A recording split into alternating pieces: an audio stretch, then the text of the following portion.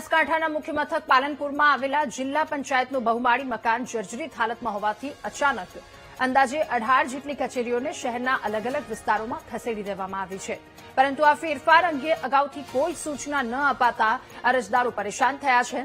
2 મહિના પહેલા કચેરીઓને ખાલી કરી શહેરના વિવિધ વિસ્તારમાં શિફ્ટ કરવામાં આવી હતી, પરંતુ આજ દિન સુધી કચેરી પાડવામાં નથી આવી કે પછી નવી કચેરીનું કામગીરી શરૂ નથી કરવામાં આવી, જેથી અરજદારોની મુશ્કેલીમાં વધારો થયો છે।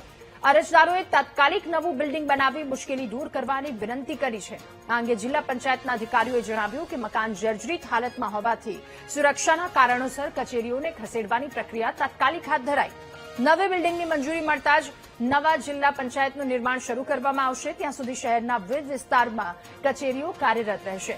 મહત્વનું છે કે કોઈ હોનારત સર્જાય એ પહેલા સુરક્ષાને ધ્યાને રાખી આ કચેરીઓને ખસેડી લેવામાં આવી તે યોગ્ય અને પ્રશંસનીય નિર્ણય છે, પરંતુ તેની સાથે સાથે બનાસકાંઠાના છેવાડાના વિસ્તારથી આવતા અરજદારોને પણ તેની જાણકારી સરળતાથી મળી રહે તેવી વ્યવસ્થા પણ કરવી જરૂરી છે। બનાસકાંઠા જિલ્લાનું આ સૌથી મોટું મથક છે પાલનપુર। ત્યાં જિલ્લાના તમામ અરજદારો અહીં આવતા હોય, કામ લઈને જિલ્લામાં લોકો આવતા હોય, અરજદારો આવતા હોય, અમારા જેવા આવતા હોય, ત્યારે કયું જગ્યા ક્યાં છે, આરોગ્ય શાખા ક્યાં છે, શિક્ષણ શાખા ક્યાં છે, લોકોને અલગ અલગ જગ્યાએ ભટકવું પડે છે।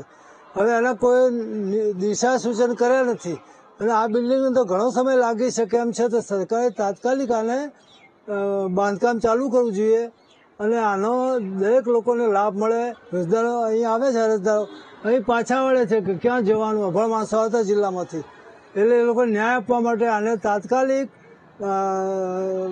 રિકન્સ્ટ્રક્શન કરીને એનું જે કામકાજ ચાલતું એ ઝડપી થાય એમાં અરજદારોની માગણી છે। બનાસકાંઠા જિલ્લા પંચાયતનું ભવન બહુ વર્ષો જૂનું હતું, જેના કારણે અવારનવાર પોકળા કરી પડતા હતા, જેમાં કામ કરતા કર્મચારીઓ અને અરજદારો ઉપર ભય પણ તોવાઈ રહ્યો હતો।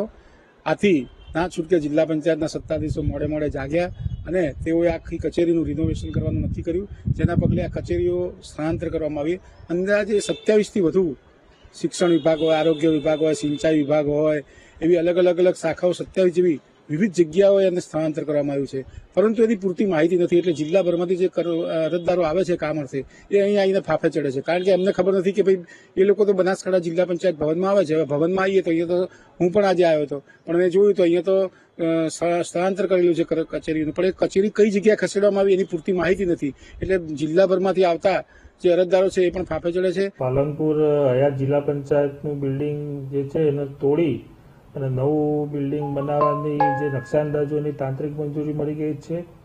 હાલ જે ઉપરના ત્રીજો અને ચોથો માળ છે એને અમે સલામતીના ભાગરૂપે શિફ્ટિંગ કરી અન્ય જગ્યાએ બીજી કચેરીઓમાં, નજીકની કચેરીઓમાં એમને ત્યાં બેસાડી છે।